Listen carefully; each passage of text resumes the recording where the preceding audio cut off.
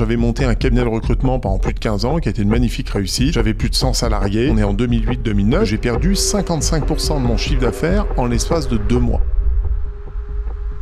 Je suis tombé malheureusement sur beaucoup d'enseignants qui ont passé leur temps à dire que j'étais un enfant stupide et que je réussirais jamais dans la vie. 14,2 millions en 3 ans. Voilà. Moi personnellement, j'adore le travail. Je trouve que le travail, c'est l'épanouissement, c'est l'enrichissement, c'est les relations humaines, c'est le développement des compétences. Je suis un enfant hyperactif, je dors 4 heures par nuit, je me lève à 5 heures tous les matins. Le redressement judiciaire, connaître le tribunal, on n'y est pas formé. Il a fallu que j'apprenne sur le tas. Traite votre dossier en quelques minutes alors que c'est votre vie d'entrepreneur qui se joue. Les crises ouvrent des opportunités. La seule chose que l'intelligence artificielle ne peut pas faire, c'est de remplacer l'humain. La semaine à 32 heures, à 25 heures, à 20 heures, le 3 jours par semaine, ça c'est très bien, mais qui finance, qui paye et comment? Je me suis payé ma Ferrari, je l'ai gardée 48 heures.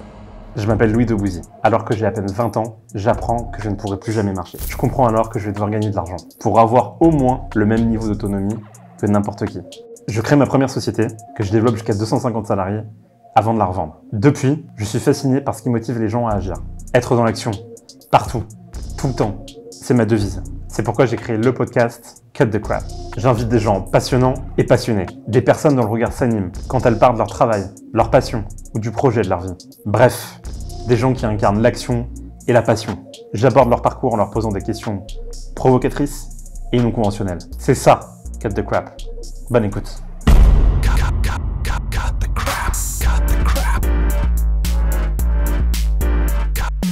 Salut Nicolas. Salut Louis. Je suis ravi de te recevoir. Pas autant que moi. Est-ce qu'en 30 secondes, tu peux présenter ton business? Imagine qu'on se rencontre dans le hall d'un hôtel. Tu me dis ce que tu fais en 30 secondes. Ouais, très bien. J'ai monté une entreprise, un acteur de la transformation autour de 3 offres. Une activité de manager de transition, une activité en executive search et une activité de séminaire de direction pour accompagner les transformations autour d'une colonne vertébrale, l'humain. Ok. Qui sont tes clients? Mes clients, c'est principalement des ETI. Essentiellement, c'est vraiment le cœur du business. On a quelques très grosses PME et les filiales de grands groupes qui se transforment et qui ont besoin, dans le monde dans lequel on vit, de se transformer sur les fonctions financières, juridiques, IT, digital, la supply chain, les opérations. Voilà, l'ensemble de ces métiers. Comment tu fais pour opérer ton business? Tu as besoin de salariés, de freelance, de fournisseurs? Oui, alors on a deux clients, comme on dit dans notre métier. Il y a le client final, celui qui nous rémunère, et puis il y a les clients intermédiaires. Ce sont entre autres pour l'activité principale, les managers de transition.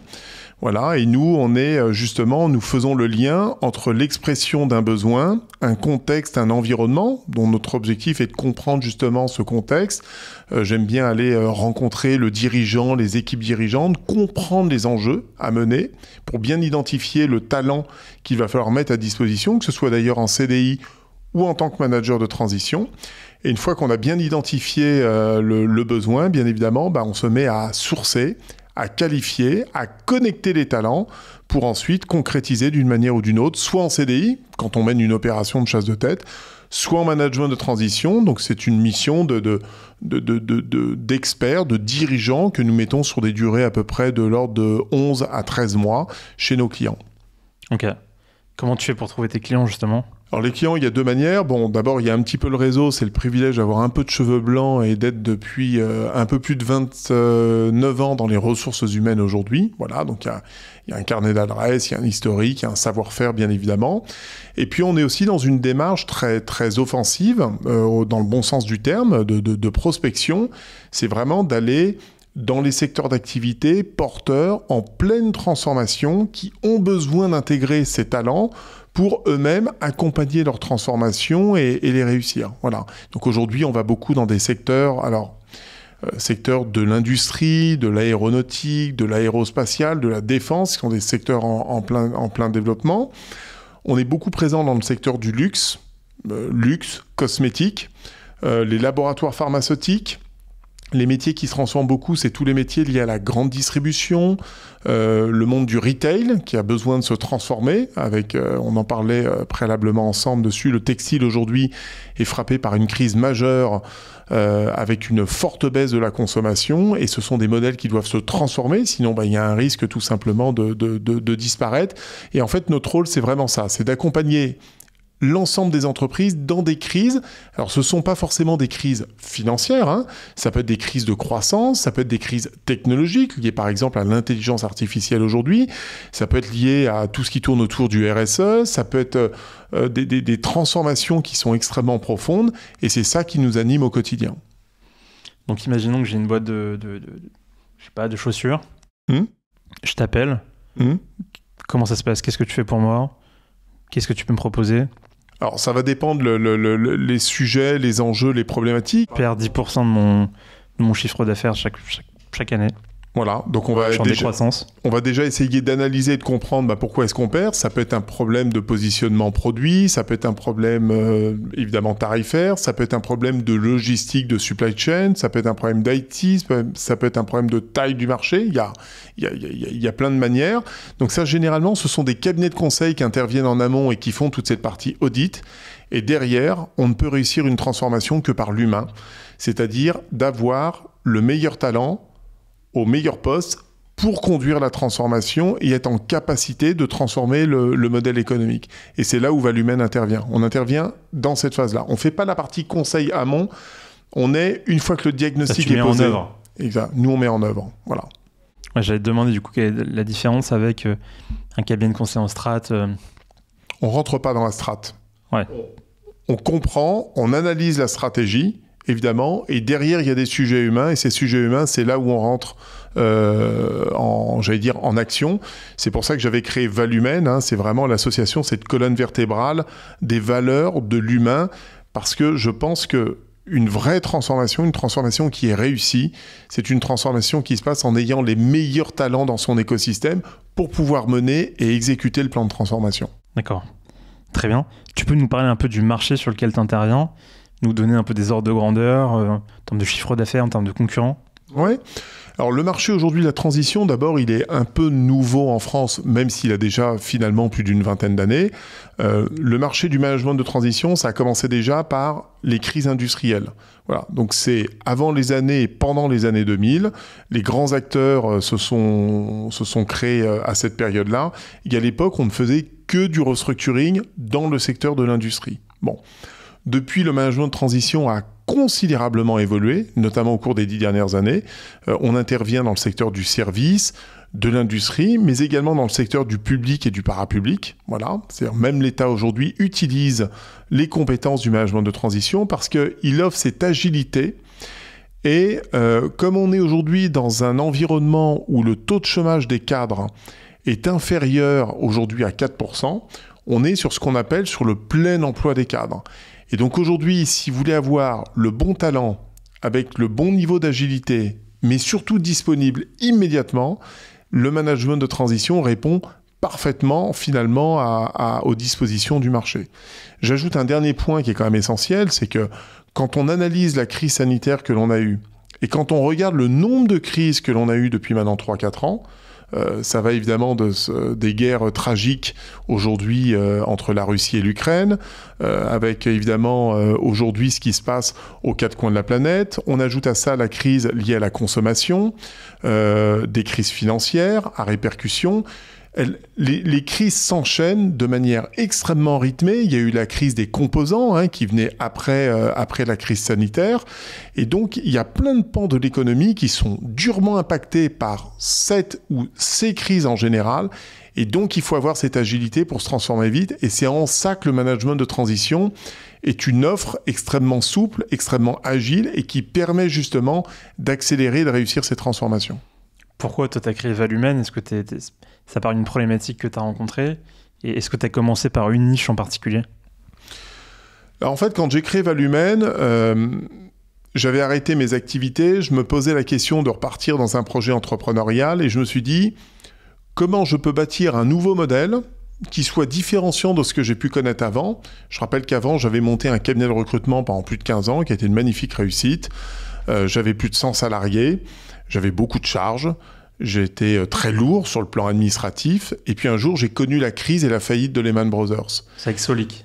C'est exactement, c'était avec Solic. Et cette crise-là, elle m'a durement impacté à l'époque, on est en 2008-2009, puisque j'ai perdu 55% de mon chiffre d'affaires en l'espace de 2 mois. Et c'était une crise d'une violence inouïe. Et à l'époque, il n'y avait pas les aides de l'État, il n'y avait pas d'aide financière tout court, l'économie était complètement à l'arrêt, on a eu pas loin de 2 millions de chômeurs de plus en l'espace d'1 an. Les banques avaient verrouillé tous les robinets des banques étaient fermés. En dehors à l'époque, il faut se souvenir de Nicolas Sarkozy qui injectait des milliards d'euros dans les grands groupes.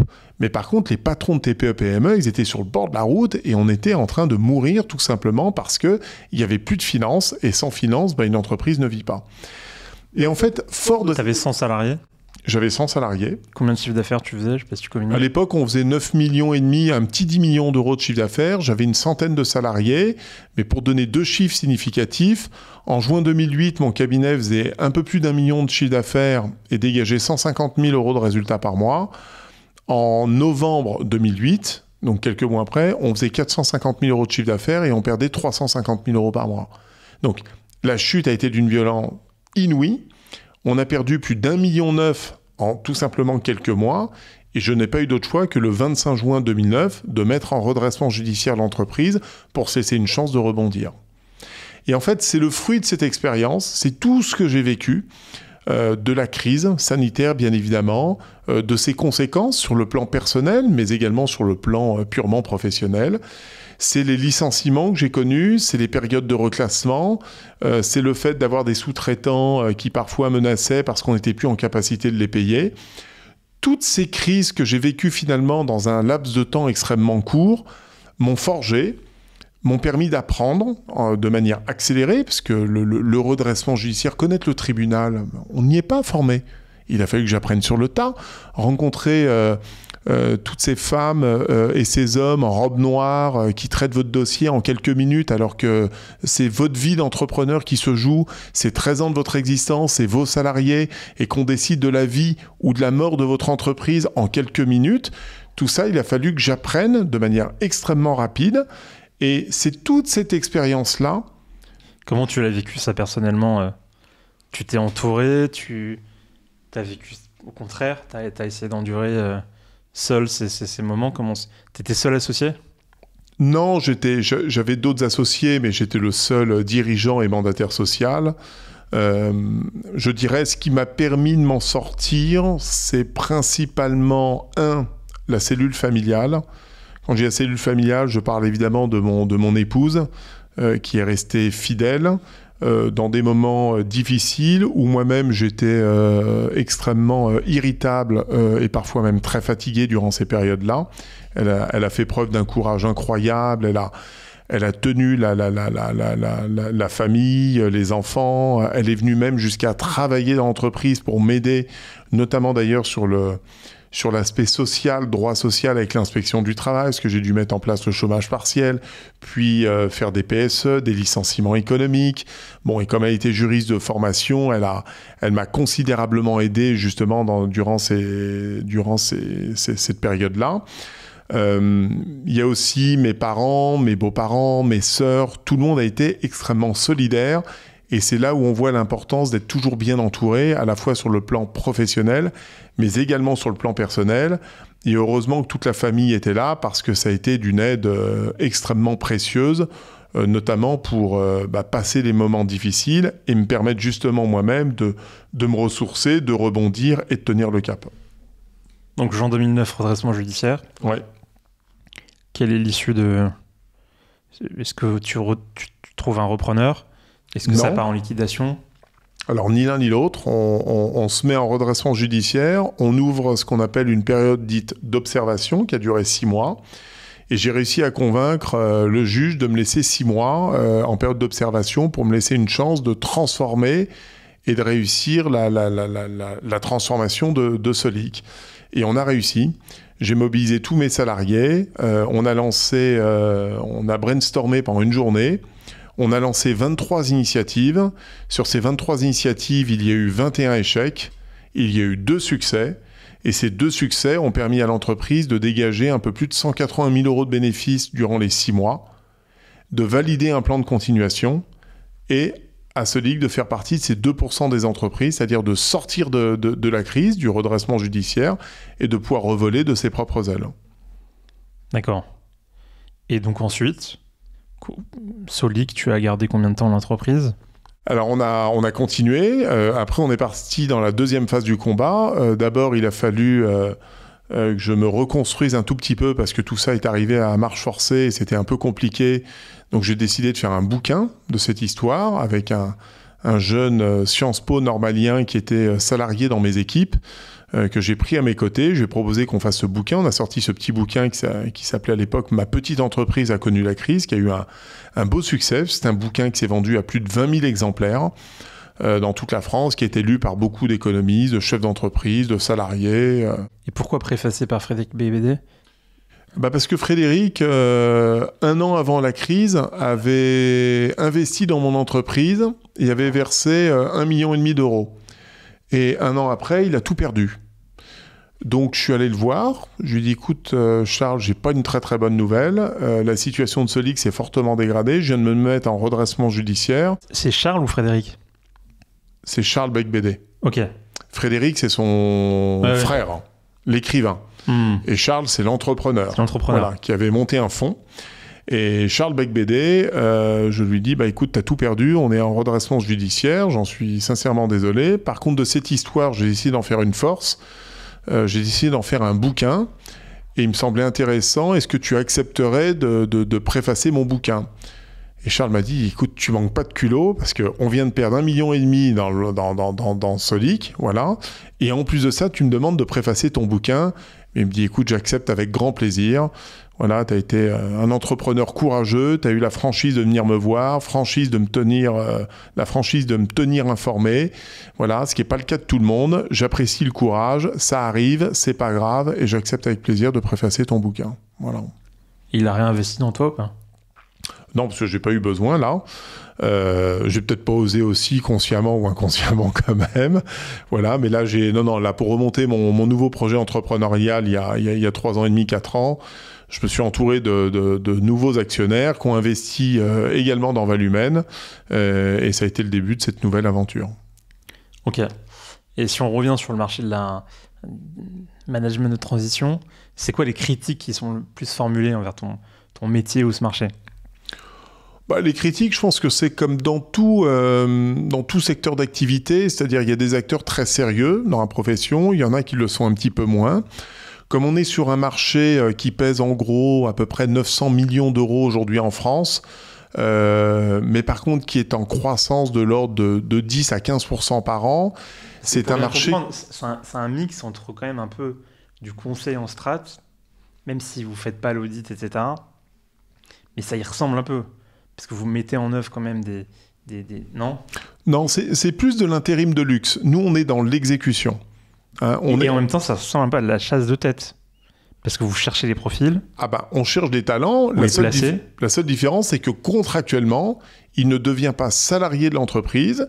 Il passe soit par un intermédiaire qu'on appelle des sociétés de portage salarial, qui sont en plein essor aussi, en plein développement sur le sujet-là, soit ils ont leur propre structure. Mais le garant du contrat, l'entreprise qui signe le contrat, qui porte le contrat et avec toutes les garanties qui en découlent, c'est le cabinet management de transition, c'est-à-dire en l'occurrence la Valumène, qui traite avec l'acteur final et qui traite avec l'autre partie, qui est le manager de transition, le porté finalement. Donc pour bien comprendre, je suis McDo, je me posais la question de savoir s'il ne faudrait pas que je lance une marque de glace. J'appelle McKinsey qui va me faire une étude, qui va me dire oui. Et toi, tu vas me trouver les bons managers, les bonnes pratiques. Pour mettre en œuvre, pour exécuter. Ok. Alors, il y a 2 cas de figure. Soit l'entreprise en question, comme tu l'évoques, McDo ou autre, ils n'ont pas le talent en interne parce qu'ils viennent démissionner, ils viennent quitter l'entreprise d'une manière ou d'une autre, ou vous n'avez pas le talent. Nous, ce qu'on est capable, c'est en quelques jours seulement de détecter les 2-3 talents disponibles, de te les présenter et de démarrer la mission au pied levé dès lundi matin. C'est ça notre grande force. C'est la réactivité. Il faut savoir qu'aujourd'hui, quand on mène une chasse de tête sur un cadre ou cadre dirigeant, il faut en moyenne entre 6 et 8 mois. Nous, on arrive à apporter cette solution par l'humain en seulement quelques jours. Et c'est là la grande force de nos métiers. Ok.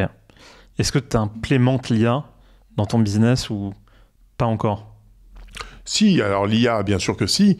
Dans la recherche, aujourd'hui, on utilise par moment, évidemment, la visio. On essaye de pas trop en faire, mais on utilise la visio. On a Quand tu dis la visio? Bon, on utilise Teams. Nous, on est sur la partie Office de Microsoft, mais derrière, on utilise Teams. Et au travers de la visio, on a des modules qui permettent d'enregistrer l'ensemble de la correspondance et de la visio en question. Ça nous retranscrit tout ça sur texte, ça nous prépare nos notes de synthèse, ça permet d'optimiser et de faire gagner du temps. Voilà. On va utiliser l'intelligence artificielle aussi pour qualifier des besoins, pour sourcer plus rapidement les profils. La seule chose que l'intelligence artificielle ne peut pas faire, et heureusement d'ailleurs, c'est de remplacer l'humain.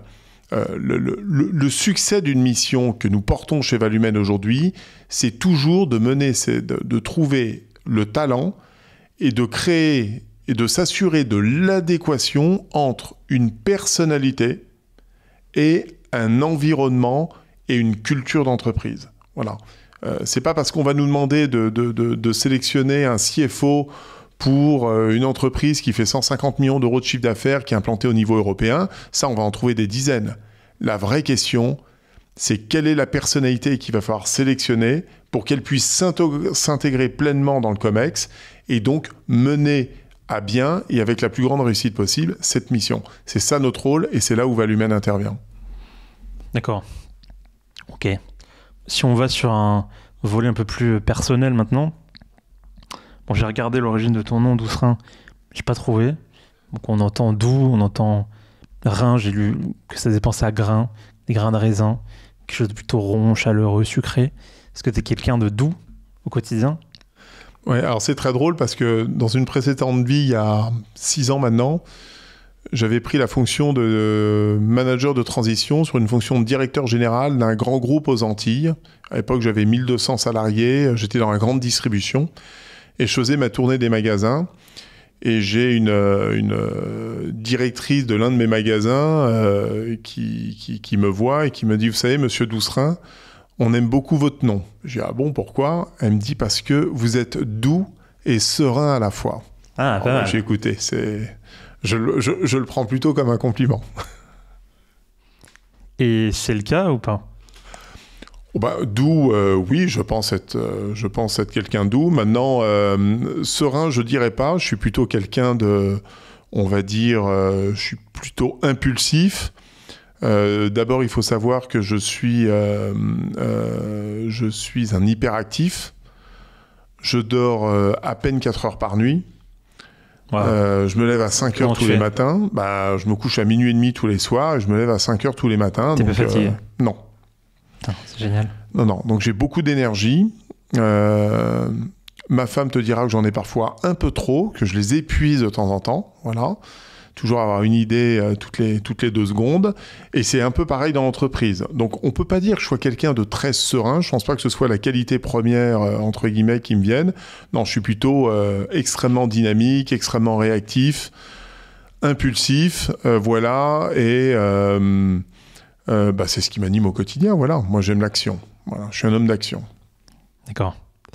On parlait tout à l'heure, hors caméra, de la taille de l'objectif, et c'est vrai que c'est un truc qui m'a toujours marqué. C'est vraiment un complexe dans le milieu des capitalistes. Il faut toujours que ça soit énorme, il faut toujours que quand le projet soit porté, il faut que ce soit vraiment le plus huge, le plus gros. Enfin, est-ce qu'il y a un complexe de la taille? Non, et d'ailleurs, je fixe pas... pour moi, la taille, le volume et le chiffre d'affaires généré par une boîte, c'est pas ce qui te rend plus important. Ça pouvait être vrai quand j'étais très jeune. Quand j'ai monté ma boîte à 19 ans, je voulais être le premier, toujours en tête, à faire le plus de croissance, plus de dynamique. Parce qu'attends, il faut quand même rappeler qu'avec Valumène, tu fais 15 millions d'euros de chiffre d'affaires en 3 ans. Oui. C'est-à-dire qu'il y a 3 ans, tu faisais 0 euros. 0. 15 millions. Oui. Quand tu commences Valumène, t'es quand même ambitieux. 14 millions 2, précisément. Mais oui. 14 millions 2. Oui. Et quand tu lances Valumène, t'as quand même une ambition. Oui, j'ai une ambition, mais qui était ambitieuse, mais qui était beaucoup moins forte que celle-là, puisque au bout de 3 ans, j'avais prévu de faire 7,5 millions, 8 millions. Je m'étais dit, ce sera déjà pas mal pour devenir un acteur. Mais c'est pas le chiffre pour le chiffre. C'est être en capacité de créer un nouvel acteur en partant de zéro, en pleine crise sanitaire, parce que j'ai créé Valumène le 6 mars 2020, faut pas l'oublier, hein, donc voilà. Et je me suis dit, mon objectif, c'est de créer une marque. Bon, il n'y a pas de choix. Si tu veux créer une marque qui attire les meilleurs talents et qui permette de convaincre les plus beaux clients, il faut investir. Voilà. Et il faut peser une certaine taille quand même. Voilà. Donc, c'était notre objectif. C'est rentable, Valumène ? Oui, ça gagne de l'argent dès la première année. Pour se rendre compte, ça fait combien d'EBITDA ou une fourchette ? Oui, cette année, on va sortir, on sort 14 millions de chiffres et on sort 840 000 euros de résultats nets après impôt. Voilà, pour donner un ordre d'idée. Et comparé à la concurrence, c'est très bien. C'est un peu moins bien que certains, mais c'est nettement meilleur que beaucoup. Ah ouais. Mais après, on ne peut pas toujours comparer. Quand on est une PME comme ça, d'abord, le résultat, on peut le faire fluctuer facilement, hein. Il suffit de baisser nos rémunérations, de se limiter. Nous, on a le mérite quand même de bien se payer chez Valumène et je paye très bien mes collaborateurs, très bien. Voilà.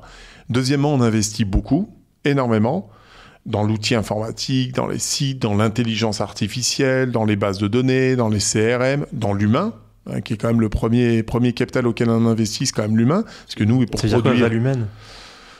C'est valeur, value, men, l'humain.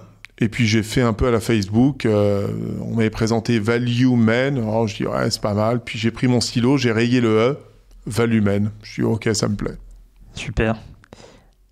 C'est une question que je me pose de plus en plus depuis que j'ai vendu ma boîte, c'est la question de savoir ce qui motive l'entrepreneur. Est-ce que c'est quelque chose qui l'a révolté, qui l'a frustré, qui l'a agacé ? Toi c'est quoi ton moteur quand tu lances ta première boîte ? T'as été... pas valorisé dans l'enfance, on t'a refusé certaines choses, c'est quoi ton moteur à toi ? Je pense que mon moteur aujourd'hui, avec beaucoup de recul, comme je l'ai évoqué tout à l'heure, j'étais un enfant, j'avais 2 lacunes. J'étais dyslexique et hyperactif. Et durant toutes mes études, j'étais globalement en échec scolaire. Pourquoi ? Parce qu'en fait, le système scolaire de l'époque se refusait à moi, et la méthode qu'on m'enseignait, je la comprenais pas. Et donc, comme je la comprenais pas, je suis tombé malheureusement sur beaucoup d'enseignants qui ont passé leur temps à dire que j'étais un enfant stupide, pour ne pas dire débile, et que je réussirais jamais dans la vie. Et je pense que... 14,2 millions en 3 ans. Voilà. Mais je pense qu'en fait, ces attaques, entre guillemets, de certains, pas de tous mes enseignants, j'ai eu des enseignants, heureusement, exceptionnels aussi, mais en tout cas... m'a forgé, m'a construit. J'ai cette chance-là, en fait, c'est que quand je reçois des attaques, ça me nourrit plutôt que ça ne m'affaiblit. Bon, ça, je dois pas être déjà constitué à peu près normalement, mais c'est une chance et j'en ai pleinement conscience. Et en fait, tout ça, ça m'a permis de me construire en moi une espèce de solidité et de confiance à toute épreuve, avec un seul et unique objectif. Vous verrez que je m'en sortirai, et je m'en sortirai plutôt bien. Voilà. Et je sais que ça m'a poursuivi. Et ça t'a conscientisé ça quand ? Tu te souviens quand j'ai claqué la porte, par exemple, je m'en souviens en seconde, j'avais 16 ans. J'avais doublé ma 3e, j'étais passé en seconde, et à la fin du premier trimestre, j'étais pas trop mauvais dans les matières scientifiques. J'étais moins bon dans les langues. Et là, je me prends un 2 sur 20 à mon contrôle de chimie.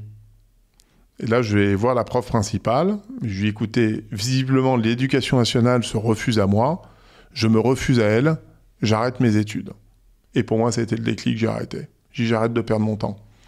Je perds mon temps. Et je suis rentré dans la vie active, j'avais 16 ans et demi. Et là, je me suis dit, maintenant, j'arrive pas à m'épanouir. Je sens que je vais pas continuer de perdre des années pour rien. Je vais rentrer directement dans la vie active. Et je suis rentré dans l'action, dans la vie active. Et j'ai commencé comme... tout jeune commercial dans le secteur de l'automobile. Ok. Et tu peux nous en parler un peu ? Tu faisais quoi ? Tu vendais quoi comme voiture ? Alors, je représentais une marque qui s'appelait Rover à l'époque. Alors, pour ceux qui connaissent, c'était la Mini, et puis les Range Rover, les Defender, et puis toute la gamme Rover de l'époque. C'est à peu près les dernières années où ils ont plutôt bien réussi. Voilà. À l'époque, j'ai pris les pages jaunes. C'est vieux, hein.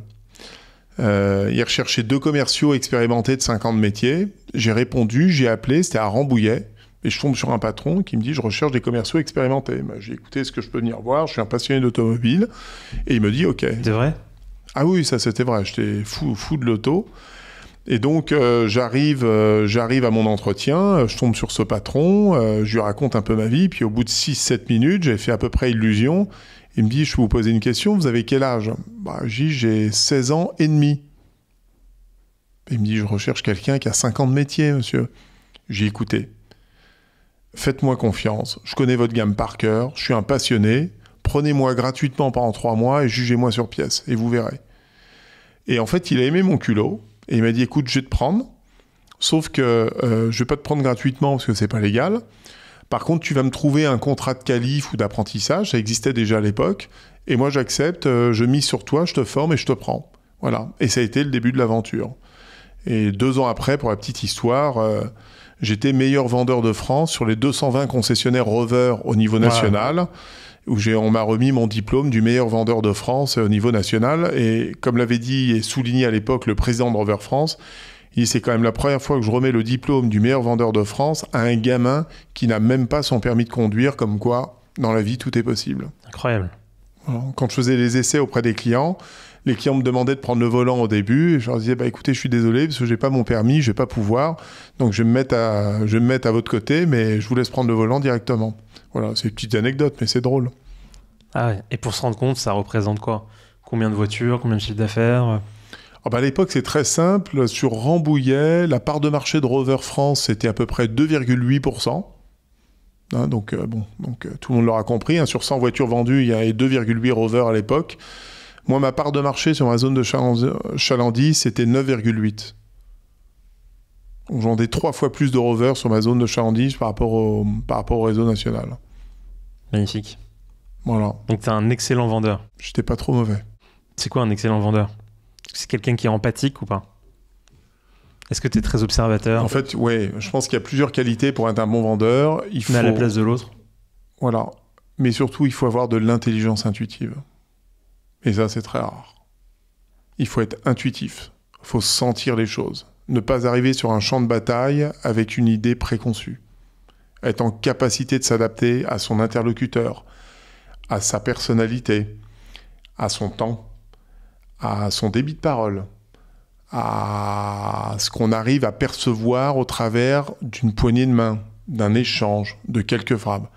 Le bon commercial, c'est celui qui est intuitif. C'est celui qui sent les choses et qui va avoir cette capacité d'adapter son discours, d'adapter son offre, d'être un peu une forme de caméléon par rapport à un contexte donné dans un environnement donné. C'est ça la grande qualité pour moi d'un vrai chasseur et d'un vrai commercial. Malheureusement, il n'y en a pas beaucoup. Tu disais que tu es impulsif, mais c'est quoi ton côté? Est-ce que tu as un côté un peu sombre? On a tous... Sombre, non, je dirais pas sombre. Alors, impulsif, oui, ça je le suis. C'est-à-dire que je peux évidemment vite monter dans les tours. Parfois avec mes enfants d'ailleurs, hein, ils me le reprochent suffisamment, hein, donc je parle trop fort, que je m'énerve trop vite. C'est vrai que tu as une voix qui porte. J'ai une voix qui porte. Ça part assez vite, donc oui, je suis impulsif. J'ai cassé quelques raquettes, quelques clubs au tennis, lors de compètes de golf, de tennis. J'en ai cassé quelques-unes. Je n'arrive pas toujours à me calmer, ça part plus vite. Mais ça va avec mon tempérament. Voilà, je suis comme ça et je l'ai toujours été. Ok. L'argent, ça peut être un moteur pour toi? Ou en règle générale? Un moteur sain? Oui, alors c'est pareil. Étant jeune, ça l'était un peu. Mais plus dans un objectif de quête, de reconnaissance, d'avoir des belles voitures, d'avoir des objectifs. Voilà. T'as une belle voiture aujourd'hui? J'ai une Tesla. Bon. Mais, pas de Defender mais pas, non, pas du tout. Et je me suis franchement calmé. J'ai eu des très belles voitures. Je m'étais fixé des objectifs très très précis sur les voitures étant jeune. Mais... Tu veux en parler ou non? Oui, pas en voiture. J'avais dit à 30 ans, j'aurais ma Ferrari. Et alors? Je l'ai eu. À 28 ans, je suis allé au salon d'automobile de Paris. J'ai acheté ma Ferrari, j'avais pas l'argent. Et je me suis acheté cette même Ferrari, c'était la Ferrari F430. Je l'ai acheté, tu sais, la petite Burago au 1/18e. Et je l'ai posée sur mon bureau, je dis j'ai pas l'argent, mais j'ai 18 mois pour me la payer. Et c'était mon objectif pendant 18 mois. Ah, j'adore. Et là, ça trace bien mon tempérament. C'est-à-dire, c'est pas l'argent pour l'argent. C'est plus, on reconnaît le côté commercial, hein, c'est plus le goût du challenge, c'est plus l'envie d'atteindre une barrière, d'atteindre un objectif. Voilà. Et je me suis payé ma Ferrari, mais je l'ai gardée 48 heures. Ouais. Ouais. J'ai perdu mon permis. Pourquoi t'as... Je me suis fait prendre à 228 km/h. Et là, j'ai eu un retrait de permis immédiat pendant 6 mois. J'ai récupéré ma voiture, j'ai purgé ma peine. Et je l'ai gardé 4 mois. Et après, je l'ai revendu parce qu'on s'est acheté une maison avec ma femme. Et j'ai revendu mon jouet, comme le disait si bien ma petite femme. Tu vois, c'est une... Et quand on achète une Ferrari, on l'achète comptant? Ou c'est un prêt? Enfin, comment ça se passe? Non, là, je l'avais payé comptant. Ok. Je l'avais payé comptant. Comment font les gens en général? Ils l'achètent comptant ou... Non, alors les gens très riches, ils l'achètent jamais comptant. Ouais. Ils font des leasing parce qu'en cas d'excès de vitesse ou autre, ça évite que le véhicule soit saisi. Parce que finalement, le véhicule ne leur appartient pas directement, il appartient à une société de leasing ou de location. Et donc, c'est une manière de contourner un petit peu. Alors que si vous êtes propriétaire de votre véhicule... Puis tu peux le mettre sur ta boîte aussi, quoi. Ouais, mais si vous faites prendre en grand excès de vitesse, par exemple, et que vous êtes propriétaire du véhicule, aujourd'hui, la loi permet de saisir le véhicule et l'État peut le revendre. Et donc, derrière, vous perdez tout. Voilà. Ok. Bon, voilà, c'est un petit... Oh. Ok. Puis c'est peut-être plus autorisé aujourd'hui. De quoi? D'avoir une boîte en leasing, enfin d'avoir une Ferrari En leasing? pour sa boîte, si. Ah, c'est 100% leasing aujourd'hui. Si t'achètes une Ferrari, ils font tout Non, mais je ça. veux dire qu'une société prenne en leasing une Ferrari. Si tu pourrais, mais ça coûte une fortune. Ouais. Ça coûte une fortune aujourd'hui. Ok. Avec les malus, les machins, ça coûte une... Il n'y a plus tellement d'intérêt. Ok.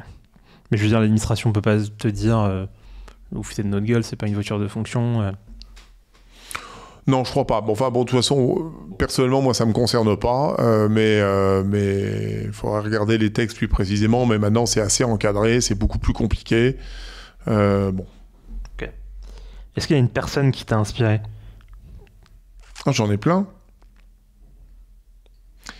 Alors, dans ma chambre, j'avais 3 portraits étant ado. Alors, j'avais Alain Prost, de ma génération. J'étais fan de Prost. Voilà, parce que pour moi, Prost, ça symbolisait la perfection. C'était un stratège hors pair.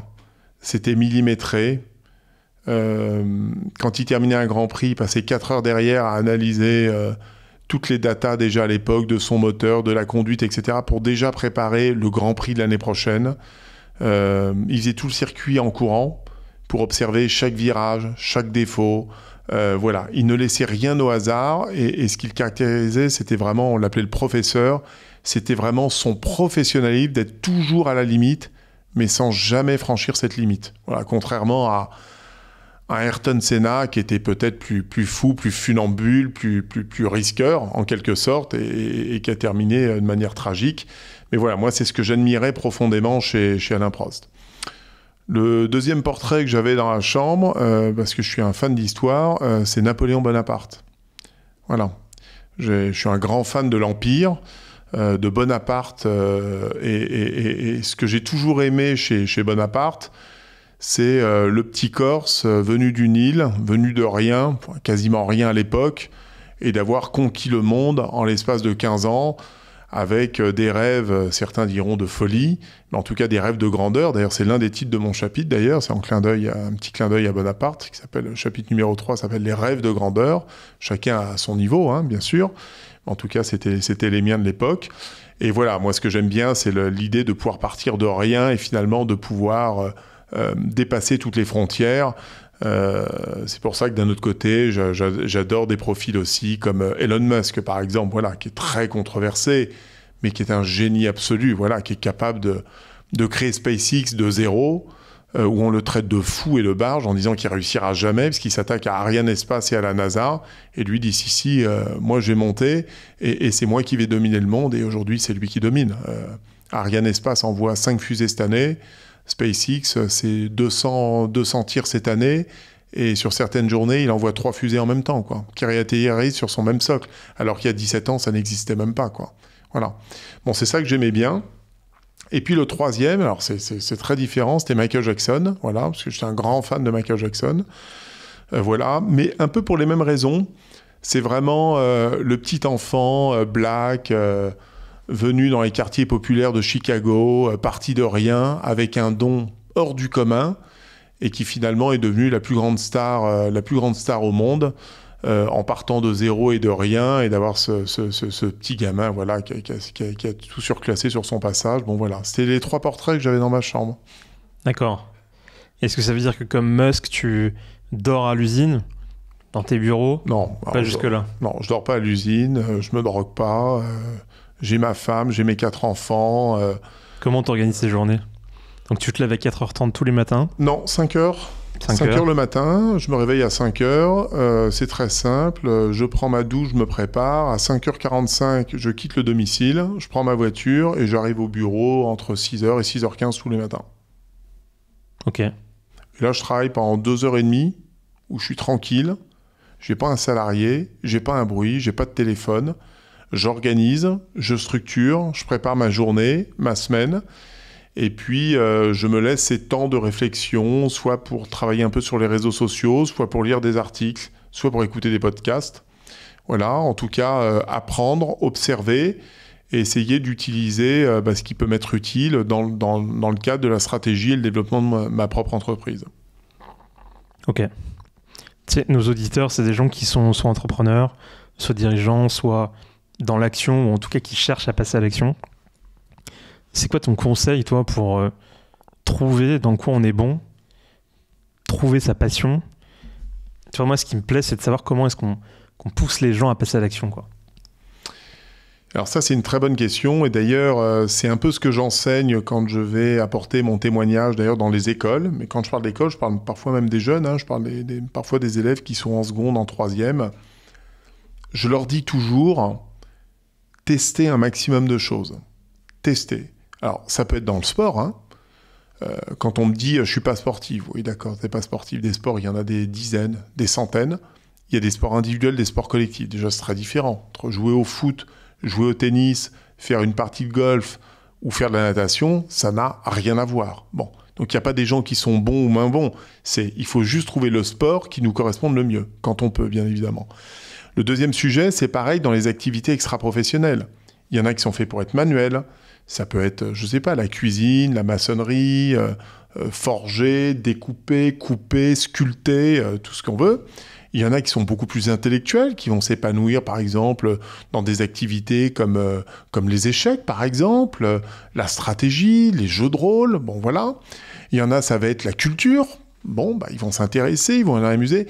Il faut tester pour être en capacité rapidement, et si possible, le plus tôt possible, de déceler ce qui vous plaît de ce qui ne vous plaît pas. Parce que à partir du moment où on commence à trouver sa voie, à tester et à apprécier certaines choses, c'est là où je dis qu'il faut consacrer l'essentiel de son énergie dans ce qui nous plaît, parce que c'est là où on va pouvoir faire 2 choses dans la vie. 1, commencer à se constituer son capital confiance, qui est pour moi le nerf de la guerre. Si on n'a pas cette petite boule intérieure, ce capital confiance, qui va vous donner cette force, cette énergie, cette assurance en soi, eh bien, on peut difficilement réussir dans la vie. Et une fois qu'on a cette capital confiance, c'est de se donner tous les outils, les moyens. Ça peut être par les études, par les stages, par les expériences, par le réseau, par les connaissances, pour ensuite se construire en tant qu'individu et pouvoir ensuite s'épanouir dans la vie. Je vois trop de gens dans les ressources humaines, d'ailleurs, les gens qui ont fait des métiers par obligation ou parce que les parents les ont orientés dans telle voie, parce qu'eux-mêmes venaient de cette voie-là, et finalement d'avoir des citoyens, des individus, des personnalités qui sont frustrés, fragiles, malheureuses, finalement pas très bien dans leur peau et donc dans leur vie, et donc ça rejaillit forcément d'ailleurs sur leur vie personnelle. Je pense que c'est ça le plus important. Et moi, ce que j'essaye de faire le plus en plus dans mes entreprises aussi, c'est de prendre un maximum de jeunes en stage. Voilà. Et quand j'ai un stage, ça m'est arrivé encore la semaine dernière, et tu sais, Nicolas, le stage finalement, il m'a pas beaucoup plu. J'ai dit, écoute, c'est une excellente nouvelle, parce qu'il t'a pas beaucoup plu, au moins tu sais déjà ce que tu ne veux pas faire. Voilà. Et maintenant, ce sur quoi tu dois travailler, c'est ton futur stage pour aller dans une autre orientation, tester une autre voie, tester d'autres choses, pour que tu puisses à un moment donné trouver ta voie et là où tu pourras t'épanouir demain. Et c'est ça le plus important pour un individu, c'est trouver sa voie et construire ce qu'on appelle ce capital confiance, cette boule qu'on a ancrée en soi et qui fait qu'on va s'épanouir plus ou moins, évidemment, dans la vie après. Alors, ce capital croissance, il est souvent mis à mal quand on vend sa boîte. Oui. Moi, je l'ai vécu il y a 2 ans quand j'ai vendu ma première société. J'ai rencontré beaucoup d'entrepreneurs entre-temps. Et j'étais étonné de constater que vraiment, c'est très récurrent qu'on vit une vraie dépression parfois suite à la vente de sa boîte. Comment on fait? Est-ce que toi, tu as vécu ça avec Solic pour justement anticiper l'après? Est-ce que toi, tu as déjà rencontré des entrepreneurs qui vivaient ça? C'est un sujet qui est souvent un peu traité, tabou. Comment tu appréhendes ce sujet de la dépression post-exit? Bon, en fait, j'ai connu à peu près tous les cas de figure. Alors moi, j'ai pas eu la chance de devoir vendre ma boîte puisqu'au final, je l'ai arrêté en 2015, j'allais dire, un peu épuisé de la phase de redressement et j'avais besoin d'évoluer, de faire autre chose. Bon, donc j'ai pas connu en tout cas ce sentiment. Mais en fait, je pense que c'est surtout lié à une chose, c'est lié à l'hyperactivité. Je veux dire, être entrepreneur aujourd'hui, avoir les responsabilités sur les épaules, c'est une charge émotionnelle, physique aussi, d'une intensité un peu exceptionnelle. Et quand vous vendez quasiment du jour au lendemain et que vous vous retrouvez sans cette charge, bah, y a une espèce de dépression qui s'installe, mais qui me semble parfaitement légitime. Alors maintenant, il y a tous les cas de figure. Il y a les entrepreneurs qui font des passations sur 2 ans ou de manière transitoire et ça peut passer plus ou moins vite. Il y a le fait que parfois vous êtes obligé de vendre parce que vous êtes contraint et forcé, vous n'avez pas le choix. Il y en a parce que c'est un vrai choix. Là, je regardais un entrepreneur qui part à la retraite. Mais tu vois, typiquement, bon, il vend, mais il vend contraint et forcé alors qu'il a 78 ans. Mais ça fait 54 ans qu'il a monté sa boîte. 54 ans qu'il va au bureau dans les mêmes locaux depuis 54 ans. Et c'est très difficile. Mais je pense que, au-delà de l'entrepreneuriat, je pense que des gens qui ont aussi des vies très intenses, tout simplement en tant que salariés, et qui partent à la retraite du jour au lendemain, je pense que ça peut être aussi pour certains et certaines extrêmement violent. Et donc tout ça se prépare. Il y a des phases de transition à respecter. Et si on peut essayer de mettre en place une forme de transition pour gérer intelligemment cette phase-là, je pense qu'il faut essayer de le faire dans la mesure du possible, bien évidemment, mais tout le monde n'est pas maître de ça. Ouais, je te dis ça parce que moi, j'ai vendu avec... J'étais content, j'étais satisfait des conditions, j'en avais marre. Tu vois, c'était pas contraint, forcé. Et donc, consciemment, sur le papier, en tout cas, tout allait bien. Mais je pense que mon inconscient n'était pas d'accord, ou en tout cas, n'a pas compris. Tu vois, la chute de être en mouvement, en action, être sollicité tous les jours. Et donc, passer du jour au lendemain de 250 collaborateurs, des agences partout en France, une ambition, à plus rien. Ah, plus de mails, c'est le vide. Plus de téléphone, plus de sollicitations, plus rien. Mais oui, mais je suis pas étonné. Et c'est pour ça, d'ailleurs, c'est assez intéressant quand il y a des entrepreneurs qui ont récolté le fruit de leur travail, qui ont un peu de sous, et qui se remettent à réinvestir eux-mêmes dans plusieurs projets, ou parfois certains des dizaines de projets.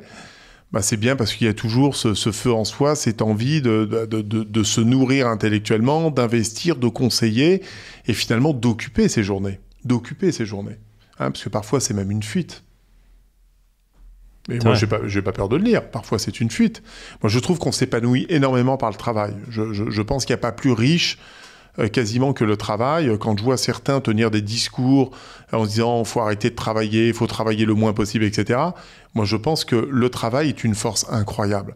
C'est rencontrer des gens, c'est rencontrer des parcours de vie, des expériences, des échecs, mais des réussites, des clients, des fournisseurs, des partenaires. C'est une richesse incroyable. Et moi, c'est pour ça que j'aime le travail, d'ailleurs, et que je m'y investis aussi beaucoup.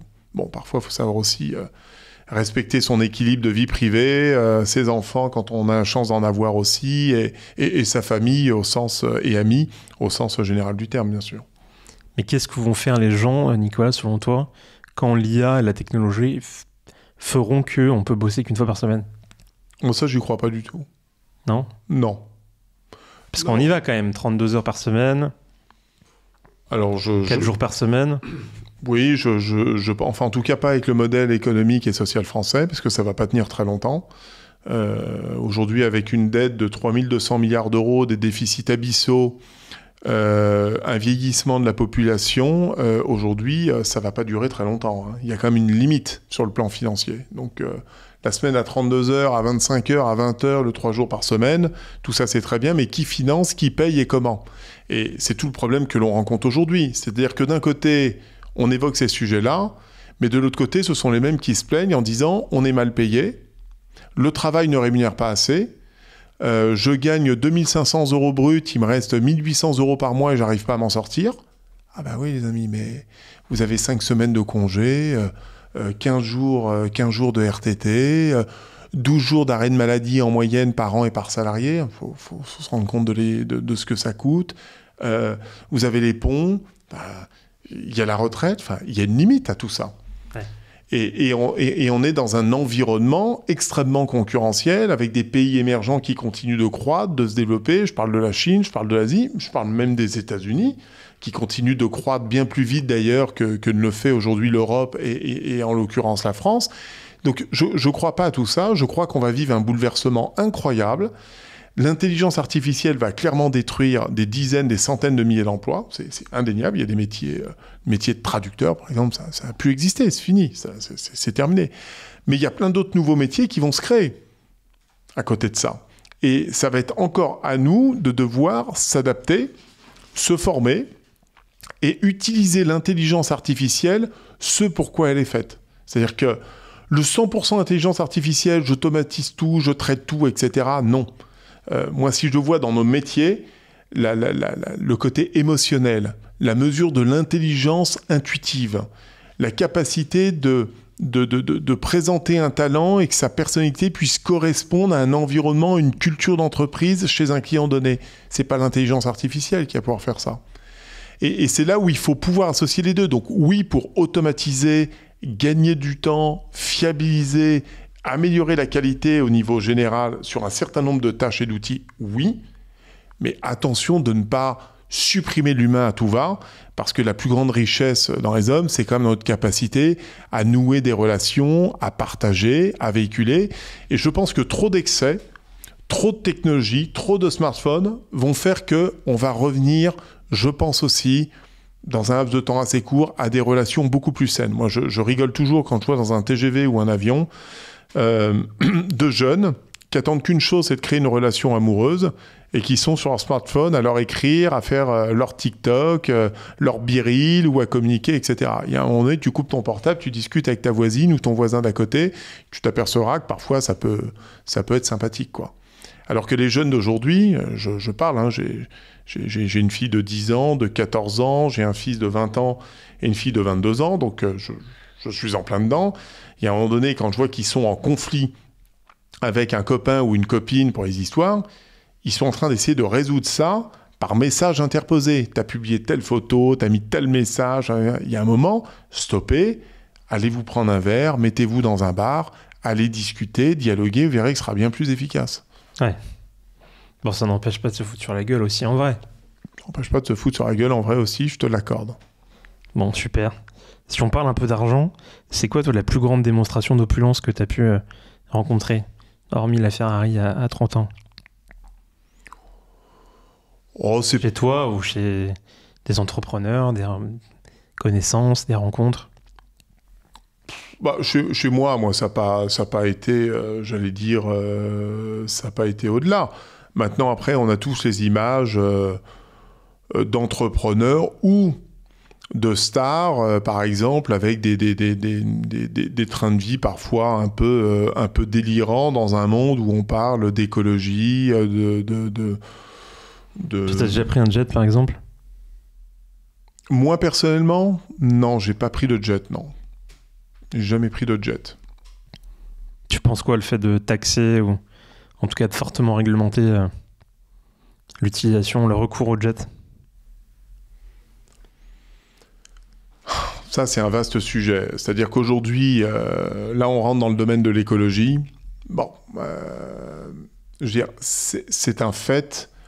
Aujourd'hui, moi, depuis, on va dire, 20-25 ans, il y a un vrai dérèglement climatique qui est indéniable. Je veux dire, on le voit là avec la météo pourrie qu'on a depuis 8-9 mois sur Paris. C'est pas lié au hasard. On voit qu'en Inde, ils ont des températures de plus de 50 degrés avec... voilà. J'ai la chance de pouvoir partir au ski chaque année parce que j'adore le ski.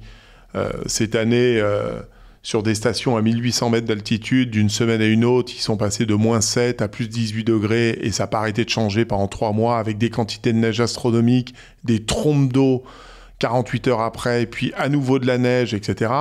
Et tout ça, on ne connaissait pas il y a 20-25 ans. Moi, quand j'allais dans les stations, même à 1000 mètres d'altitude, il y avait 50-80 cm de neige. Aujourd'hui, quand il y a 10 cm à 1000 mètres d'altitude, on saute de joie. Donc, je pense que, on ne peut pas être insensible à ça parce que c'est un constat. Et quand on commence à avoir un peu de cheveux blancs et avoir des enfants, on ne peut pas s'empêcher d'être inquiet pour nos enfants et de se dire comment tout ça va évoluer. Est-ce que mes enfants, ma fille de 10 ans, pourra dans 30 ans encore faire du ski dans les Alpes françaises? Bah aujourd'hui, j'en suis pas sûr. Alors on peut se dire, bon, bah, c'est pas grave, ils feront autre chose, ils feront du ski nautique, ils feront plein d'autres choses. Mais quand on voit tout ça et qu'on regarde la vitesse à laquelle on est en train de dérégler la planète, ça va de la fonte des glaciers, ça va des problèmes de sécheresse, ça va aux quantités d'eau astronomiques, ça va aux problèmes de production, qu'on a 9 milliards d'individus, qu'on va bientôt atteindre les 10 milliards, bon, même si on va atteindre le pic, on ne peut pas ne pas se poser légitimement ces questions-là. Donc, toutes les questions liées, est-ce qu'il faut arrêter l'avion pour nous tous du jour au lendemain? Est-ce qu'il faut? Je pense que non. Par contre, est-ce qu'il faut qu'on transforme toute notre industrie, notre manière de consommer, notre manière de déplacer, d'être plus vigilant, plus respectueux, de se dire là où j'en faisais 10, je vais peut-être me limiter à 2-3 par an. Bon. Et de faire évoluer la technologie pour que derrière on puisse recycler, partager, économiser, rationaliser, ce que nous on a commencé à faire à notre niveau. Je pense qu'il faut le faire, et il faut le faire de manière accélérée parce qu'il y va de l'intérêt de tous, et ce bien commun c'est la Terre, et la Terre aujourd'hui on voit bien qu'elle se dégrade à vitesse grand V. Et qu'est-ce que tu penses de mecs comme Jean Covici qui, pour eux, c'est... Moi je suis d'accord avec toi, mais pour lui c'est vraiment... c'est du bavardage quoi. Et puis en plus du bavardage du riche. C'est-à-dire que pour lui en fait il faudrait vraiment tout arrêter du jour au lendemain, plus d'avions, plus de viande, plus de poissons, rien. Non mais bon, dans l'absolu, et l'histoire le démontrera, il a peut-être raison. Maintenant, je vais reprendre mon rôle d'entrepreneur. On est trop optimiste. Oui, puis il faut être pragmatique. Pas se résoudre. Puis c'est pas possible. On peut pas aujourd'hui dire... Tiens, il y a une chose qui est quand même intéressante quand même, c'est la crise sanitaire. C'est que le confinement quasiment généralisé dans le monde entier nous a imposé de nous arrêter tous quasiment... c'est unique dans l'histoire, c'est jamais arrivé. Bon. Et c'est vrai que je le reconnais moi-même, moi qui ai la chance d'habiter, d'avoir un beau jardin, et on avait la chance à l'époque d'avoir un temps exceptionnel, on n'a jamais vu un ciel aussi bleu. On a vu des renards et des biches dans le village, sur les routes, ce qui n'était plus arrivé, ce qui n'est pas arrivé depuis, j'ai jamais vu ça, c'est pas lié au hasard. On a vu les animaux se transformer, on a vu les reproductions, il paraît, au niveau maritime de poissons, très rapidement s'accélérer, parce qu'on avait arrêté la pêche, parce qu'on avait arrêté un certain nombre de choses. Bon. Maintenant, est-ce que ça peut durer comme ça, du jour au lendemain, et qu'on se mette tous d'accord? La réalité, même s'il le faudrait, c'est que c'est pas possible aujourd'hui. Parce que les intérêts divergent d'un pays, d'un continent à un autre, d'une culture à une autre, d'une religion à une autre. On le voit bien que c'est pas possible. Est-ce qu'il faut rien faire? La réponse est non. Et c'est ce qu'on essaye de faire modestement à nos petits niveaux. Mais c'est vrai qu'il va falloir faire plus vite et plus fort. Toi, est-ce que ça veut dire que tu fais attention, par exemple, dans tes investissements? Comment tu choisis ton allocation? Est-ce que tu fais attention au type d'investissement? Est-ce que tu investis dans des forêts, par exemple? Est-ce que tu n'investis pas dans des boîtes qui exploitent du pétrole ou qui sont liés au pétrole où c'est pas encore des sujets que tu regardes? Si, on regarde tous les sujets. Il y a des cas très pratiques, mais on Toi, perso, et avec Volumen. Oui. Non, mais moi, perso, par exemple, on a mis des économiseurs d'eau partout, on fait notre propre compost, on a des poules pour retraiter toute une partie, mais parce que j'ai la chance d'avoir un jardin et que je peux le faire. On est passé à la pompe à chaleur. Bon, voilà. Bon, donc on le fait. Mais c'est vrai que c'est pas toujours simple. Au niveau de l'entreprise, dans mon métier, on fait du recyclage, un petit peu. On a mis tout le monde, alors c'est l'éternel débat, on a mis toute la flotte automobile en voiture électrique, parce qu'à l'époque on nous a dit qu'il fallait le faire. Bon, c'est les mêmes aujourd'hui ou d'autres qui disent en fait il n'y a pas plus pollueur que l'électricité, etc. Mais enfin, de toute façon, on est contraint aussi à un sujet. C'est le et les gouvernements qui nous imposent à l'électricité. On en parlait tout à l'heure sur la fiscalité. Bah, aujourd'hui, au niveau de l'électrique, ça va. Si on reprend des moteurs thermiques, on nous annonce que l'Europe, avec les élections européennes, en 2035, on arrête tous les moteurs thermiques. C'est une ineptie totale. Donc, c'est pas parce qu'on oriente aujourd'hui la fiscalité vers le tout électrique, je suis pas sûr que ce soit la solution d'avenir sur le moyen terme. Mais le fait est là que la législation et le politique aujourd'hui poussent les citoyens que nous sommes et les entrepreneurs à prendre du tout électrique pour leur entreprise. Donc, ce qui voudrait dire que le rôle du politique, quand même, tu vois, moi, ça me fait penser un peu au tabac. Ouais. Si on laisse faire le marché, oui. Aucun intérêt pour les Philip Morris et compagnie de laisser, en tout cas d'interdire le fait de fumer dans les lieux publics. Donc, le libéralisme sauvage absolu n'est pas forcément la réponse. Non. Toi, aujourd'hui, là, on est en période d'élection européenne.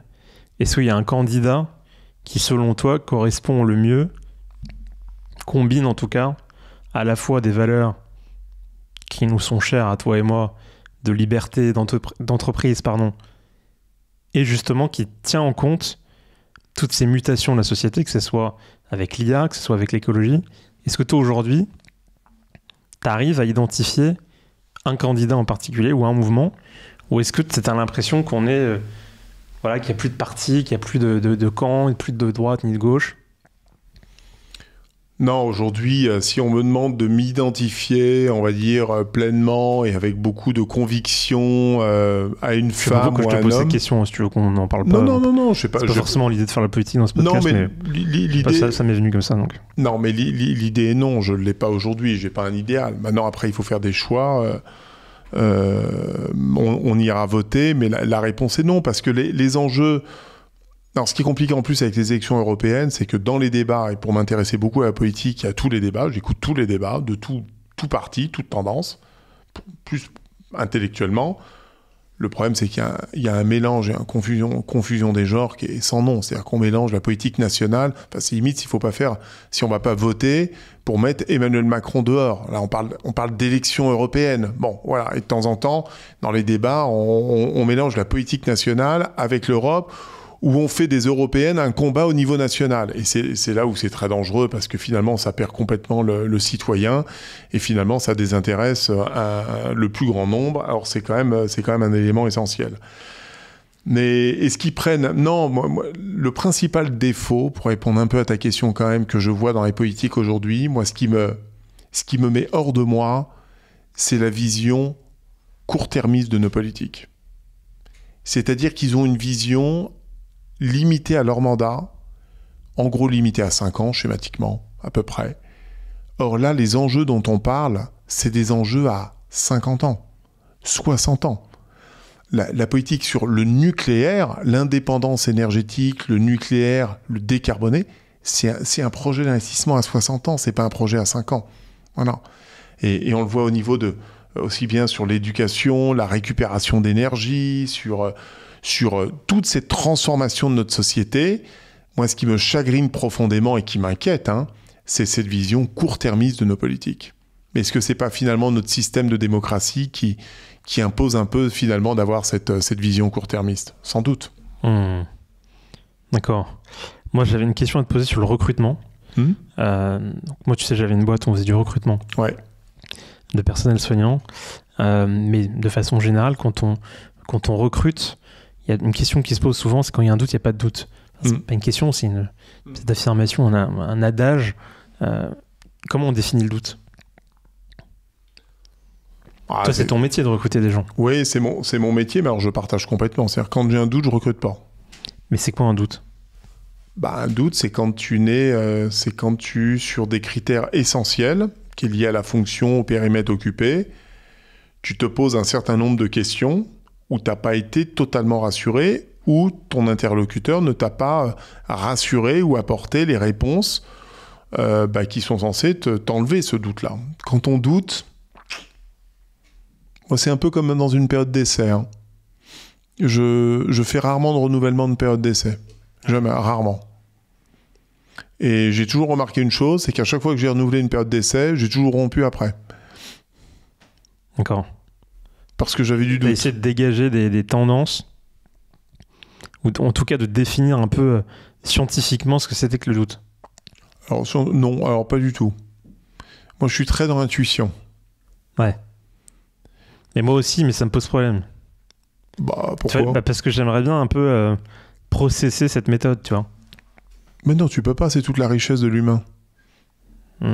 C'est toute la richesse de l'être humain. C'est tout l'intérêt de l'être humain, c'est justement de pouvoir avoir des sentiments, des perceptions, des doutes ou des assurances qui peuvent te tromper dans un sens ou dans l'autre, d'ailleurs. Hein, parce que tu peux être très rassuré, tu dis celui-là c'est un très bon, puis finalement tu t'aperçois que en fait le paraître a été exceptionnel, mais derrière c'est pas tout à fait ça. Et c'est là où on peut pas scientifiquement, d'un point de vue arithmétique. Moi je dis toujours, quand je mène un recrutement, on croise plusieurs facteurs. Bon. Tu as les entretiens pour te faire ta perception sur les forces et les faiblesses, parce que tout le monde a des faiblesses, et c'est bien d'avoir des faiblesses. L'histoire est de savoir si ça va pas être trop pénalisant pour la fonction à occuper, ou les responsabilités que tu souhaites confier. Bon, donc tu as les entretiens, c'est un élément de réponse. Nous, on passe par des inventaires de personnalité. Voilà. Mesurer pour voir un peu comment le candidat se situe, se projette, puisse être comparé, et ça nous donne aussi des éléments. Voilà. Ensuite, on fait un troisième exercice qu'on aime bien, c'est des mises en situation. Voilà, sous forme d'assessment, on fait des mises en situation pour voir comment le candidat va réagir dans une situation donnée, dans un contexte donné et avec des personnes données, et ça va nous donner d'autres éléments. Et c'est en confrontant ces trois éléments que sont les entretiens, les inventaires de personnalité et ces mises en situation qu'on arrive à dégager une synthèse, et c'est là où on va prendre la décision de recruter ou de ne pas recruter telle ou telle personne. Voilà. Mais le risque zéro défaut n'existe pas, et je trouve que c'est quand même l'une des forces et avantages de notre métier. Enfin, en tout cas, moi, c'est ce qui me plaît au quotidien dans mon métier. Ok. Et pour licencier quelqu'un, c'est dur. Oui, bien sûr, le licenciement, c'est toujours difficile. Enfin, d'abord, c'est jamais de gaieté de plaisir. Alors, évidemment, si la personne a fait une faute grave, le licenciement est toujours plus facile. Mais tu vois, moi, j'ai eu mes premiers salariés, j'avais 23 ans.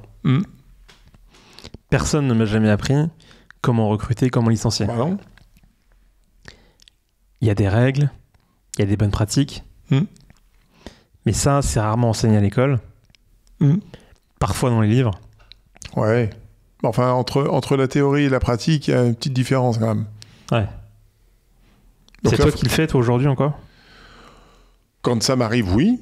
Voilà. Mais maintenant, sur les licenciements, c'est là où les dirigeants, pour conseiller nos auditeurs, si tu veux, c'est là où il faut être bien accompagné par un conseil, un cabinet d'avocats ou autre en la matière. C'est-à-dire qu'il y a la théorie, il y a des règles, il y a des procédures, il y a des normes à respecter. Et puis après, il y a l'empathie et il y a l'humain. Voilà, il faut savoir, moi je pense, concilier les deux.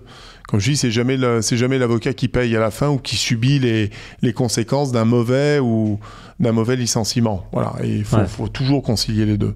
Enfin, moi, c'est ce que j'essaie de faire. C'est quoi ton rapport avec les avocats ? Je les prends ce pourquoi ils sont faits, c'est-à-dire, quand ils apportent une réelle expertise technique, mais c'est de moins en moins vrai aujourd'hui avec l'intelligence artificielle. Donc, le conseil que je leur donne... T'as eu du mal à trouver des bons avocats ? Non, j'en ai vu, et puis je me suis plutôt bien entouré de ce point de vue-là. Mais je dis ça parce que c'est un truc qui revient systématiquement chez les entrepreneurs, moi le premier. Je viens en plus d'une famille d'avocats, donc je connais un peu l'animal. En fait, on parle pas le même langage, quoi. Non. Un entrepreneur a vraiment du mal à communiquer avec un avocat qui, par définition, ne connaît pas le risque et doit annihiler tout risque. Oui, mais c'est là où faut prendre l'avocat comme l'intelligence artificielle ou la techno. Faut apprendre ce pourquoi ils sont faits. Ils sont là pour amener de la technique, une expertise. Le chef d'entreprise, il est là pour décider et trancher. Et faire son choix. Voilà, il faut le prendre comme ça. Donc moi, je prends, vous me dites, vous me préconisez de faire ça, je prends ce que vous me dites, je mesure le risque, et c'est moi qui décide à la fin. Voilà. Il faut le prendre comme ça, l'avocat. Parce que sinon, vous faites jamais rien. D'abord, ils vous diront de jamais, ils vont se protéger, broter les ceintures. Après, il y a une histoire de risque. Voilà, c'est tout. C'est au chef d'entreprise d'assumer son risque, bien évidemment, de prendre la décision. J'ai toujours rien de plus difficile que de décider, mais il faut s'arrêter là-dessus. D'accord. Ok. Bon, pour terminer, je vais te poser quelques questions à la con, comme je les appelle. Si tu pouvais changer ta vie avec quelqu'un, ce serait qui ? Une star, un homme d'affaires, une femme d'affaires, une personnalité ? Alors, je dirais Elon Musk, mais sur une semaine, pas plus. Qui est-ce qui t'intéresserait ? De quoi ? De voir sa vie, c'est d'être ses interactions ? Non, c'est d'être dans son cerveau. Parce que le type est assez brillant, ça va à une vitesse de dingue. Et d'avoir des projets aussi fous, c'est effrayant et à la fois c'est excitant. Voilà, il y a un côté effrayant et en même temps très excitant. Je veux dire, ce qu'il a fait avec Tesla, entre autres, et SpaceX, je parle même pas de PayPal ou autre, et de tout ce qui mène à côté, mais c'est hallucinant, voilà. Et il n'y a pas beaucoup d'êtres humains qui ont cette capacité-là. Donc en ça, sur une semaine, ça m'amuserait. Ok. Demain, l'un de tes enfants devient patron de Chine. Qu'est-ce que tu lui dis ? Comment t'appréhendes le truc ? Patron de la Chine ? Non, de Chine. Shein. D'accord, ok.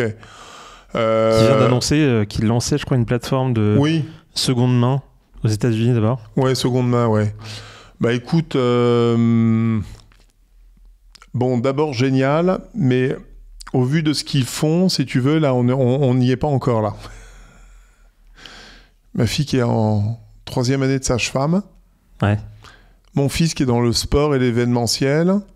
Et les 2 dernières, elles sont encore un peu petites. Non, parce que finalement, ce qu'on reproche à, je sais pas comment on dit, Chine, on pourrait le reprocher à nous-mêmes. On a fait la même chose. Ouais. Faire produire des saloperies en Chine à bas coût. Alors là, c'est un autre niveau. C'est industriel, le taux de rotation est, je sais pas combien, il y a 6000 articles par jour nouveaux. Mais bon, on l'a fait nous aussi.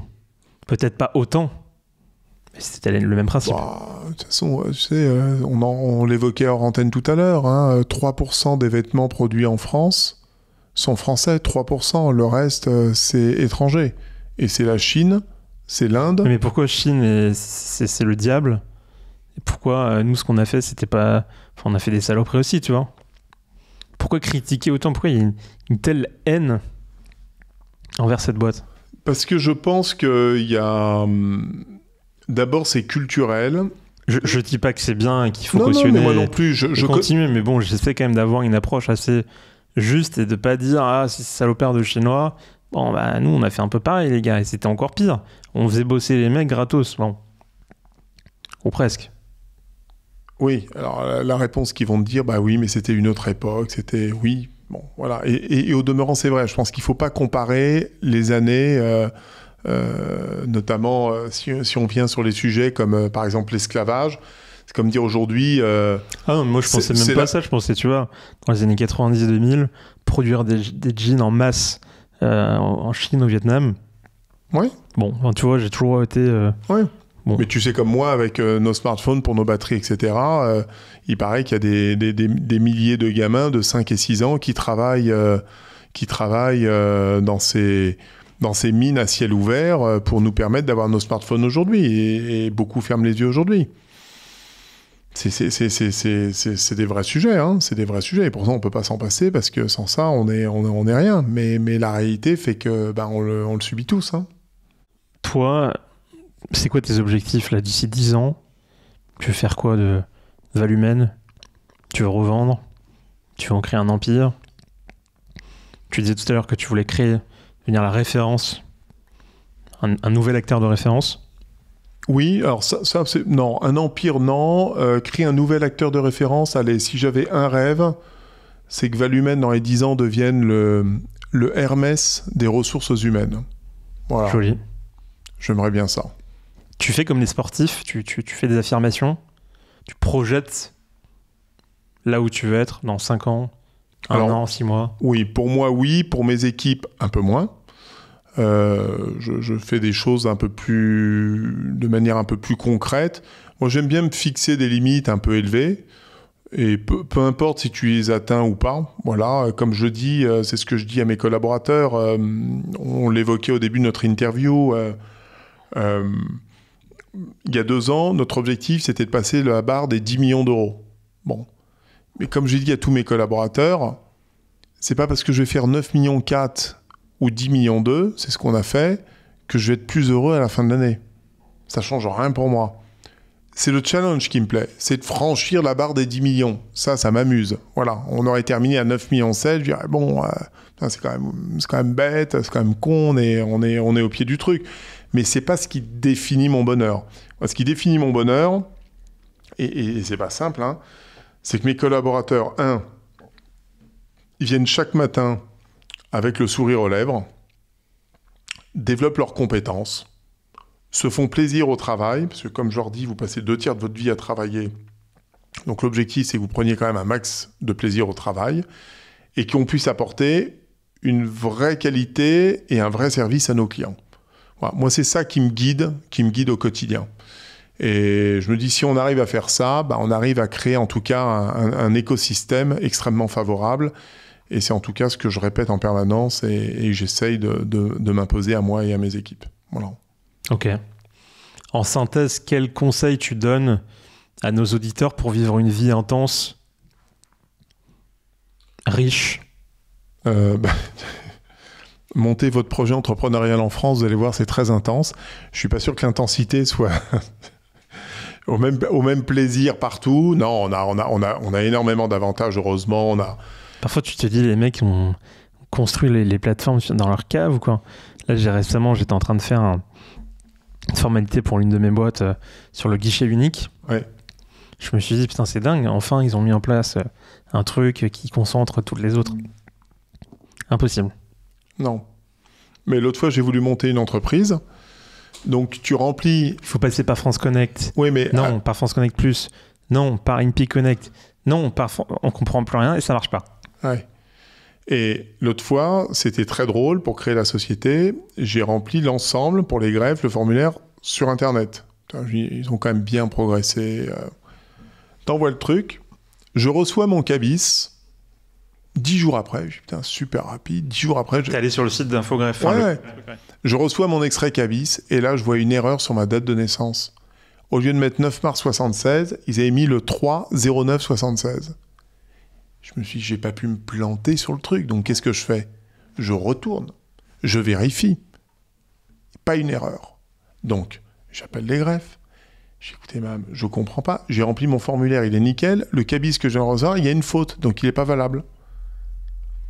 Elle m'a dit, désolé, c'est une erreur de frappe. Mais j'ai dit, c'est pas une erreur de frappe, puisque c'est moi qui l'ai rempli. Elle me dit non. On le reçoit, et quand on est là-bas, on l'imprime, et on ressaisit tout sur un autre logiciel. Bordel. Qu'est-ce que je veux dire? Voilà. On dit ça parce qu'on est là pour inspirer les gens, donc... Non, pour inspirer les gens, voilà, pour avoir une vie trépidante, c'est... 1.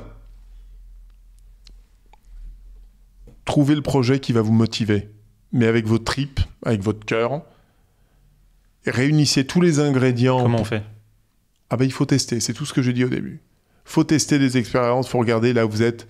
On ne fait bien que ce que l'on maîtrise, ce que l'on aime et ce qui va vous guider avec vos tripes. Voilà, faut pas y aller à contre-nature. Deuxième chose, c'est réunir tous les ingrédients pour donner vie à votre projet. Et n'ayez pas peur de l'échec. Voilà, donc c'est avoir les bons actionnaires, c'est savoir s'entourer, c'est avoir les bons talents autour de vous, en externe ou en interne, mais c'est créer tout l'écosystème qui va vous permettre de... Le troisième conseil que je donne, c'est entourez-vous de gens positifs, qui réussissent et qui entreprennent. Quand vous créez autour de vous un écosystème intelligent, positif et entreprenant, vous aurez beaucoup plus de chances de réussir que si vous restez dans un écosystème avec des gens, je vais prendre le cas extrême, en dépression, négatifs et qui tirent à boulet rouge en permanence sur la société. Entourez-vous d'un écosystème positif qui galvanise, qui donne des idées, qui permet de développer sa créativité. Si vous faites ça, vous mettez toutes les chances de votre côté pour réussir votre projet entrepreneurial. Et si jamais vous avez un échec, eh bien écoutez, c'est une très bonne nouvelle parce que vous serez bien meilleur demain que vous ne l'avez été précédemment. Donc l'échec est utile et c'est comme ça qu'on peut rebondir. Ok, super. Écoute, merci beaucoup Nicolas. Merci à toi. On te suit sur LinkedIn. Ouais. Tu postes un peu? Oui, régulièrement, sur mon compte, régulièrement. Le personal branding, c'est un sujet pour toi? Ouais, on y travaille, on travaille dessus et c'est un élément important. Et d'ailleurs, je remarque toujours que les posts, en tout cas ceux qui fonctionnent le mieux, sont les posts les plus authentiques, les plus sincères. C'est toujours cela qui fonctionne le mieux, et de loin. Ok, merci beaucoup. Merci Louis. Salut Nicolas. À bientôt, salut.